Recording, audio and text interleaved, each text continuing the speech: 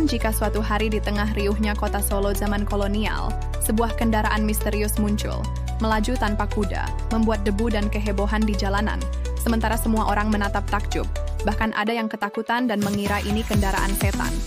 Inilah momen bersejarah, ketika mobil pertama kali menginjakkan roda di bumi Indonesia, mengubah cara hidup, cara pandang, bahkan sejarah kita. Tapi, benarkah merek pertama yang masuk adalah merek yang sering kita kenal? Atau ada rahasia yang tak banyak diketahui orang? Hari ini kita akan membedah tuntas bagaimana sejarah mobil pertama di Indonesia mulai dari kisah Benz Victoria Phaeton, yang melegenda kisah kerajaan yang penuh drama hingga masuknya merek-merek besar lain seperti Ford, yang ternyata punya peran tersembunyi dalam membentuk budaya otomotif tanah air. Simak perjalanan menegangkan dan penuh kejutan ini. Jangan lupa, jika kamu suka konten mendalam seperti ini, langsung tekan tombol suka, subscribe, dan bagikan ke temanmu supaya mereka tidak ketinggalan fakta mengejutkan dari Kuak Fakta. Sejarah mencatat, sekitar 1 abad lebih yang lalu, tepatnya pada tahun 1894, seorang raja bernama Pakubuwono X di Surakarta membuat keputusan radikal, membeli kendaraan bermesin dari Jerman bernama Benz Victoria Phaeton. Ini bukan sekedar alat transportasi, tapi simbol kekuasaan, kemajuan, dan bahkan kontroversi. Bayangkan, masyarakat waktu itu terbiasa melihat kereta kuda, lalu tiba-tiba ada kereta setan yang bisa berjalan tanpa ditarik apapun. Banyak orang mengira itu sihir, beberapa menghindar, namun sang raja tetap percaya pada kemajuan. Menurut penelusuran Traveloka, proses masuknya mobil ini ke Indonesia begitu rumit dan penuh intrik. Mobil ini dipesan lewat seorang pengusaha Eropa bernama John C. Potter yang merupakan kepala pabrik gula di Jawa Timur. Harga yang harus dibayar untuk 1 unit Benz Victoria Phaeton sekitar 10.000 gulden. Sebuah jumlah fantastis yang saat ini setara dengan ratusan juta rupiah. Benz sendiri pada saat itu adalah simbol kemajuan Jerman dan hasil karya Karl Benz, salah satu bapak otomotif dunia. Dikutip dari Carmudi, kehadiran mobil ini di Indonesia bahkan lebih awal dibandingkan Belanda yang baru menerima mobil pertama 2 tahun kemudian. Yang menarik, keberanian Pakubuwono X bukan tanpa risiko. Masyarakat sekitar memberi julukan kereta setan pada kendaraan ini. Konon, pernah ada kerusuhan kecil karena suara mesin yang menggelegar dan bau bensin yang asing. Apalagi lampu mobil yang menyala di malam hari menambah kesan angker. Ada cerita bahwa beberapa abdi dalam sempat menolak naik mobil ini karena khawatir dibawa ke alam lain. Namun, inilah titik balik sejarah mobil di Indonesia. Dari istana raja, perlahan mobil mulai dikenal di kalangan elit kolonial. Pada awal abad ke-20, masuklah beberapa merek lain, antara lain Daimler, Hudson, Packard, Renault, hingga Ford. Nah, Ford inilah yang menarik, karena mulai dikenal masyarakat Indonesia sekitar tahun 1910 hingga 20, jauh setelah Benz, dan terkenal karena pabrik perakitannya sendiri di Batavia pada era 20-an.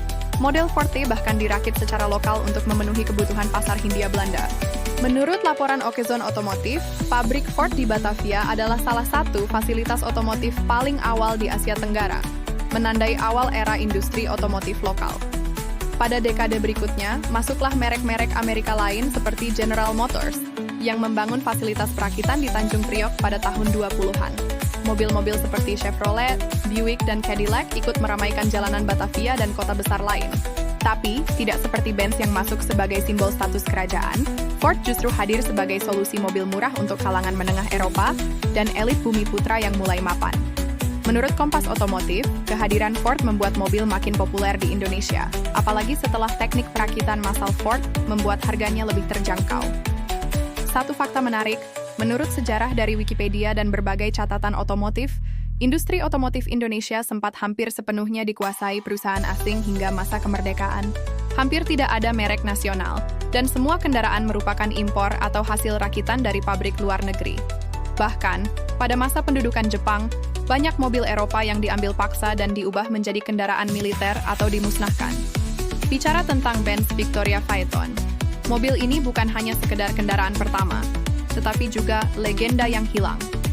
Mobil ini terakhir terlihat di Indonesia pada tahun 1924 saat dikirim ke Belanda untuk pameran autorai di Amsterdam, dan sampai sekarang disimpan di Museum Lauwman di Belanda.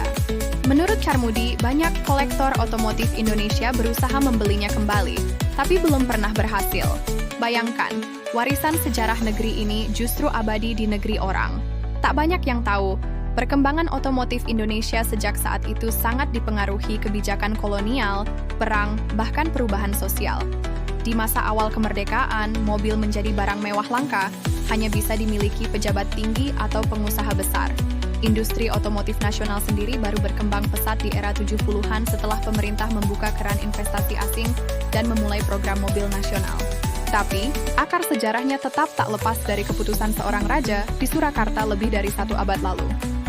Berbicara tentang sejarah unik, pernahkah kalian mendengar tentang kendaraan-kendaraan eksentrik lain yang pernah mewarnai Indonesia?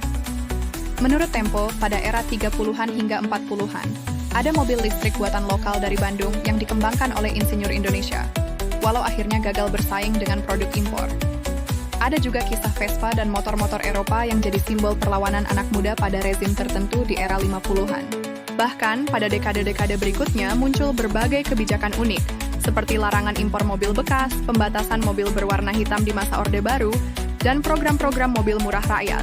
Jika kamu baru gabung, pastikan tekan subscribe dan share ke teman-temanmu agar mereka tahu sejarah otomotif Indonesia tak kalah dramatis dari negara lain.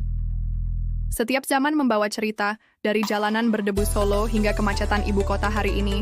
Tak sedikit juga cerita kelam, seperti kisah mobil-mobil mewah sitaan negara yang terbengkalai, kasus mafia impor kendaraan, hingga mobil nasional yang gagal dipasarkan akibat tekanan global.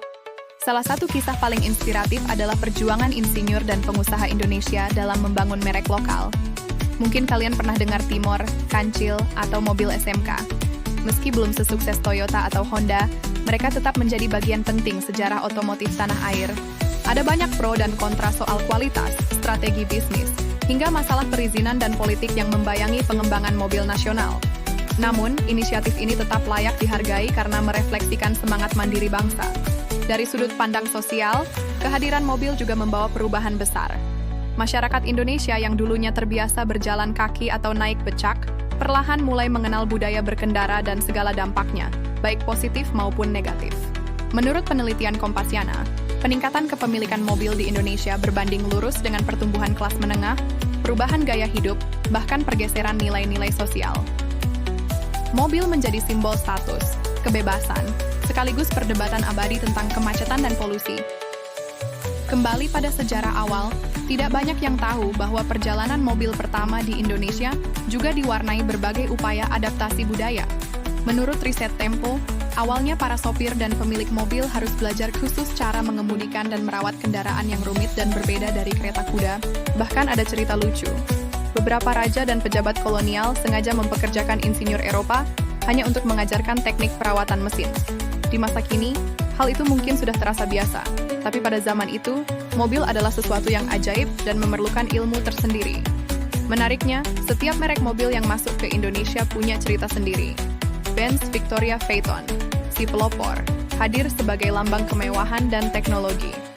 Daimler, Packard, Hudson, Renault, lalu Ford, Chevrolet, dan Buick, masing-masing membawa inovasi yang membentuk pasar otomotif lokal. Menurut sejarah di Arsip Nasional, perkembangan ini berlanjut hingga Indonesia merdeka, dan tiap merek punya komunitas penggemar tersendiri. Setiap kali melihat kemacetan di Jakarta atau mobil-mobil antik di pameran, ingatlah, semua itu berawal dari keberanian seorang raja membeli mobil pertama. Semua yang terjadi setelahnya, pabrik-pabrik perakitan, kebijakan otomotif nasional, hingga mimpi punya mobil nasional, berakar dari sejarah panjang, penuh tantangan, persaingan, bahkan intrik politik dan bisnis. Jika kamu ingin mendalami sejarah unik lainnya, jangan ragu tulis komentar di bawah. Apa menurutmu Indonesia harus berjuang mengembalikan mobil Benz Victoria Phaeton ke tanah air? Atau lebih baik fokus membangun industri mobil nasional yang kuat? Diskusikan di kolom komentar karena suara kalian akan membentuk masa depan otomotif Indonesia. Jangan lewatkan fakta-fakta mengejutkan berikutnya hanya di Kuak Fakta. Like, subscribe, dan bagikan konten ini ke teman, keluarga, dan semua pecinta sejarah. Terus gali pengetahuan, karena setiap cerita punya rahasia yang menanti untuk diungkap.